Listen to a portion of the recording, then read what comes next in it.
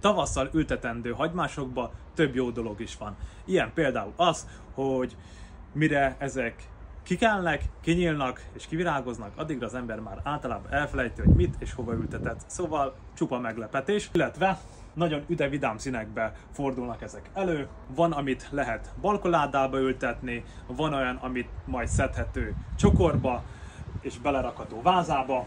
Rengetegféle kisvirág van, például mint a Mirabilis, Sparaxis, Oxalis, Trigida, Liatris, Homeria, Ixia, Crocosmia, Frezia, Kannák, ugye az nagyon klasszikus, liliomok vannak benne, illetve rengetegféle dália, és a gladiolus, azaz kardvirág egészen megidézi a nagymama kerti hangulatot, ugye ezek a modern fajták már kicsit megmodernizálják, de akkor is jó kis nosztalgikus hangulatot tud hozni a kertbe. És ha valamelyik megtetszett, akkor meg is tudjátok rendelni a webshopunkban, cedruskertfaiskola.hu, szóval keressétek ki őket!